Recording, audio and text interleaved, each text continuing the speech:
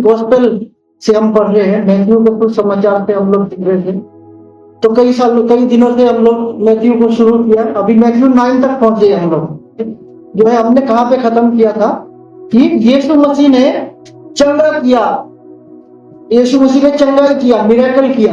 और फरीसी लोग जो है इसे बोलता था कि ये दुष्ट आत्मा की ताकत से चंगाई करता है, ये खुद से नहीं करता है, ये दुष्ट आत्मा का सरदार है, इसीलिए ये चंगाई कर सकता है बोल के।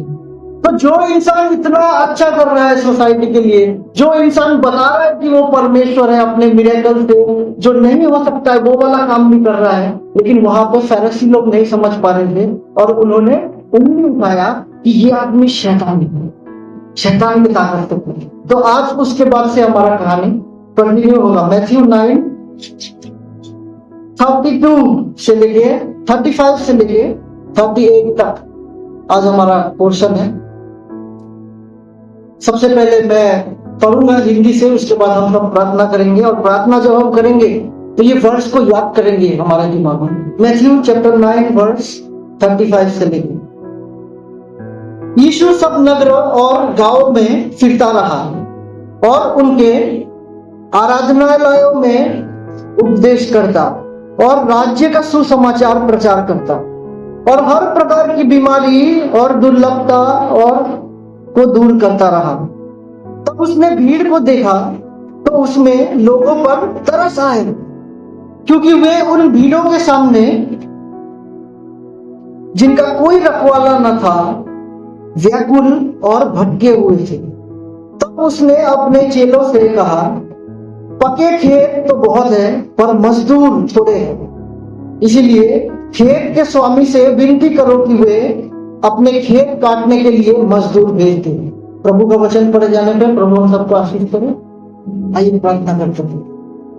हालेलुया। पिता परमेश्वर प्रभु, आपके वचन में आज हमने जो पोर्शन पढ़ा उससे पता चलता है प्रभु कि हमें कितना ज्यादा फसल के लिए वर्कर्स का जरूरत है और मिनिस्टर्स का जरूरत है। प्रभु ये वचन से और भी जितना गहराई हमें मिल सकता है, आज सुनने वाला और कहने वाला सबके दिलों को आपके हाथों में सौंपता हूँ, सबके हृदय को आपको हाथों में सौंपता हूँ, ताकि प्रभु आप पवित्र आत्मा से उन्हें इस वचन की गहराई समझाएं। और पिता परमेश्वर उनको इसका गहराई सिर्फ समझ के नहीं बल्कि अपने लाइफ में इस्तेमाल करके इस वचन को अपने जिंदगी में अप्लाई करने का ताकत दे। प्रभु ये समय आपके हाथों में सौंपते हुए, मेरे जुबान को आपके हाथों में सौंपते हुए प्रभु यीशु मसीह के नाम से मांगता हूँ। और इसके पिछले चैप्टर में हमने देखा इजराइल का हालत कितना खराब था, जेरूशलेम का हालत कितना खराब था। वहां के जो लीडर थे, वहां का जो फरीसी थे और सदूसी थे, वो जो महायाजक बोलते हैं, जो धर्म गुरु बोलते हैं उस समय का, वो इतना करप्ट लीडर हो गए थे कि वो अपना जेब भरने के लिए, अपना मंदिर कैसे आगे बढ़ाएंगे, ये सब चर्चों के पीछे ज्यादा पड़ गए। और उस समय में इजराइल का हालत बहुत बुरा था। वो लोग इस पे ज्यादा फोकस करते थे कि लोग नियम को पहले पालन करें, और वो नियम सिर्फ पुराना नियम, ओल्ड टेस्टामेंट वाला नियम नहीं है, अपना से बनाया हुआ भी नियम। और कोई भी गरीबों का मदद नहीं कर रहा है। लोग क्या कर रहा है, जो बीमारी है उसको दूर भागो, उससे दूर भाग रहा है, उसका मदद नहीं कर रहा है। जो भीख मांग रहा है उसको भीख नहीं दे रहा है। ऐसा इजराइल परमेश्वर ने नहीं चाहा। परमेश्वर ने क्या चाहा था कि इजराइल के लोग जो परमेश्वर को जानते हैं वो परमेश्वर का प्यार लोगों तक पहुंचाए। लेकिन अभी कंडीशन बहुत बुरा हो गया। तो बुरा कंडीशन से हमें पता चलता है कि बुरा लीडरशिप क्या करना है। इजराइल उस समय में, जेरूशलेम उस समय में बहुत बुरा लीडरशिप के अंदर में है। जो धर्मगुरु कहते हैं वो गलत शिक्षा दे रहे थे और लोगों को इस बात का खबर भी नहीं था कि वो स्पिरिचुअली, आत्मिक तौर पे इतना नीचे जाते जा रहे हैं। क्योंकि उनके हिसाब से वो टेम्पल टैक्स दे रहे हैं, उनके हिसाब से वो जो फरीसी बोल रहे हैं वो मानने की कोशिश कर रहे हैं, सबात तो मान रहे हैं, है ना, और गरीबों का मदद करना, ये सब चीजें, स्पिरिचुअल चीजें से वो दूर जा रहे हैं। और उनको पता भी नहीं है, क्योंकि उनको बताने वाला, सिखाने वाला बोल रहा है यही सही है। तो लोगों को पता नहीं है कि वो उस समय गलत हालत में जा रहे थे। अब जीसस यीशु मसीह उस समय लाइट के तौर पे आया, है ना। अंधेरा चल रहा था, अंधेरा का समय चल रहा था, लोगों के दिलों में, लोगों के हृदय में, आत्मा में अंधेरा चल रहा था। लेकिन यीशु मसीह क्या करने आया? उजाला करने आया। उसने बोला मैं नियम को हटाने नहीं आया हूं, बल्कि पूरा करने आया हूं। मतलब उसका मतलब सिखाने आया हूं, उसका मतलब मेरे में कंप्लीट होता है, ये बात बताने के लिए आया हूं। और ये फरीसी लीडर लोग ने इस लाइट को ही बोल दिया कि तुम शैतान हो, शैतान की ताकत से करता है, ये शैतान है, ये गलत है। वर्ष 35 से शुरू करेंगे। यीशु सब नगरों और गांवों में फिरता रहा और उनके आराधनालय में उपदेश करता और राज्य का सुसमाचार प्रचार करता और हर प्रकार की बीमारी और दुर्बलता को दूर करता रहा हर गांव और नगर में। जीसस क्राइस्ट जो था वो आलसी आदमी नहीं था बिल्कुल।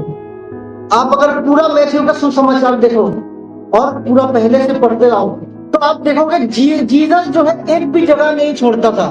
वचन क्या कहता है? हर गांव और हर नगर में, हर सिनागोग में जहां पे परमेश्वर का वचन का प्रचार होता है, हर जगह वो जाता था। और उस समय स्कूटी नहीं होता था, बाइक नहीं होता था, तो ज्यादातर वो अपने पैरों पर चल के हर जगह जगह में जाता था।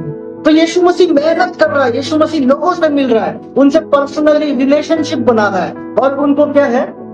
किंगडम ऑफ गॉड के बारे में, किंगडम ऑफ हेवन के बारे में, आने वाला राज्य के बारे में बता रहा है। घर जा जाके, सिनागोग जा जाके, जहां जहां मौका मिल रहा है हर जगह जा जाके टीचिंग करता था। सबसे पहले चीज जो करता था वो पढ़ाता था। सिनागोग में जाके, लोगों के घरों में जाके उनको परमेश्वर के राज्य के बारे में पढ़ाता था और उसके बाद बीमारियों को चंगा करता था, दुर्बलता को दूर करता था, हीलिंग करता था। तो उसको लोगों के हालत के बारे में सबसे ज्यादा पता होगा। फरीसी उस समय क्या करते थे? धर्मगुरु क्या करते थे? अपने जगह में, अपने चेयर में अपना वस्त्र पहन के आराम से बैठते थे। लोगों का क्या जरूरत है वो पूछताछ करना उनका काम नहीं था।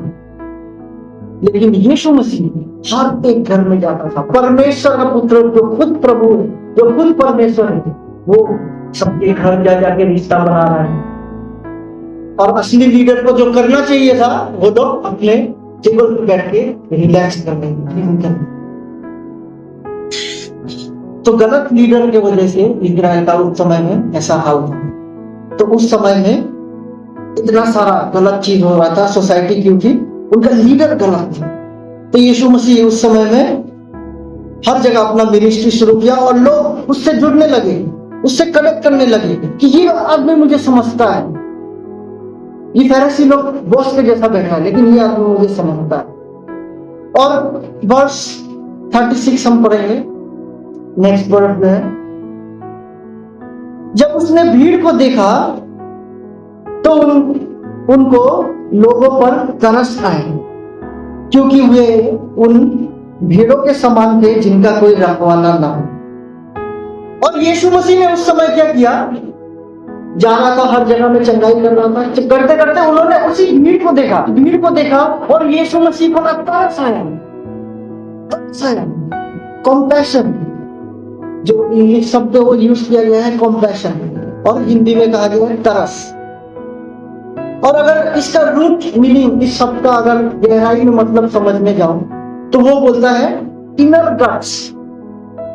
गट्स होता है ना, ये वाला चीज, गट, पेट के अंदर इंटेस्टाइन वगैरह बोलते हैं ना। अगर आपका गट सही है तो आप बहुत समृद्ध बोलते हैं ना। अगर अच्छा खाना खाते हो और आपका इम्यून सिस्टम स्ट्रॉन्ग करना है तो गट को सही करो, अच्छा खाना खाओ। तो इनर गट, एनिमल या आदमी का इनर गट जो होता है इसे बोलते हैं गट। तो इनर गट, कंपैशन डीप, इतना डीप है कि इनर गट तक पता चले। तो यहाँ पे जब हम उसको इस वर्ष में डालेंगे तो यीशु मसीह मिरेकल कर रहा था और लोगों को सिखा रहा था और उसने भीड़ को देखा और उसको इतना दया लगा, इतना तरस लगा, नॉर्मल तरस नहीं है, इतना दुख लगा कि उसके गट तक, उसके हृदय तक, उसके पेट तक उसको डीप दर्द महसूस हुआ। मतलब कितना बुरा हालत में ये हुआ। और ये बात उसको कैसे महसूस हुआ, क्योंकि वो मिनिस्ट्री कर रहा है बहुत दिनों से। फरीसी लोग अपने जगह में बैठते हैं, ज्ञान देते हैं, घर चले जाते हैं और अपना पैसा खाते हैं, तंगा खाते हैं। लेकिन ये यीशु मसीह घर घर जाता है, लोगों से रिलेशनशिप बनाता है, उनका दर्द बांटता है। इसीलिए इनको देख के उसके हृदय में, उसके गट में महसूस हुआ, तरस लगा कि ये लोगों का हालत कितना खराब है। दया लगा उसको कि क्या हालत हो चुका है इन लोगों का। और ये जो तरस वाला शब्द है, इसका एक और मीनिंग भी निकलता है, वो है कि एंगर। ये कंपैशन, तरस वाला शब्द एक और तरीके से यूज किया गया है, एंगर। एक तो उसको तरस लगता है वो आदमियों को देखे कि कैसा हालत हो गया है, मेरे बच्चे हैं, उसके बच्चे हैं, असली में परमेश्वर के बच्चे हैं, चुने गए बच्चे हैं, और इन लोगों का हालत ऐसा हो गया क्योंकि इनका लीडर सही नहीं है। और उसको बहुत दुख हुआ और उसको एक गुस्सा का सेंसेशन भी आया। जिन लोगों को मैंने चुना था वो लोगों ने अपना काम इतना गलत तरीके से किया, इतना मिसलीड कर दिया कि अब ये भेड़ बिना शेपर्ड जैसा लगता है, बिना चरवाहा जैसा दिखता है।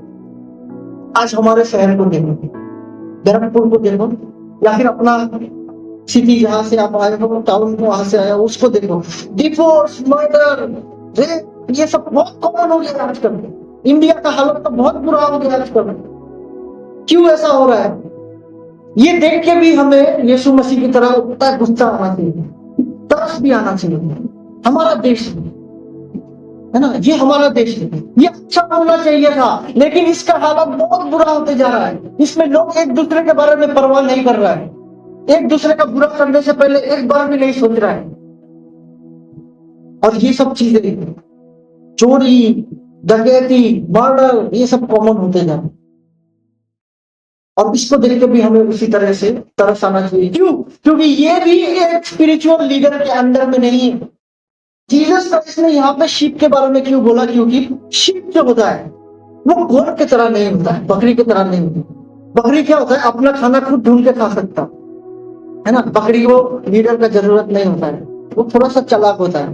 लेकिन शीप जो होता है बहुत इनोसेंट होता है, मासूम, बहुत मासूम होते हैं। शीप जो मेमना होता है वो बहुत मासूम होता है, जो भेड़ होता है मासूम होता है। वो क्या करता है? अपना खाना नहीं खा पाता है, इसीलिए बोलते हैं ना, जो शेपर्ड है वो हरी घास पे लेके जाता है, ग्रीन पैस्चर्स पे लेके जाता है, पानी पिलाने के लिए लाइन से लेके जाता है। तो अपने आप खा नहीं सकता, अपने आप पी नहीं सकता, और अपने आप को प्रोटेक्ट नहीं कर सकता, अपने आप को बचा नहीं सकता। कोई भी लोमड़ी आके उसको उठा के ले जाएगा, कोई भी वुल्फ आके उसको अटैक कर जाएगा। इसलिए हमेशा शीप को शेपर्ड की जरूरत है।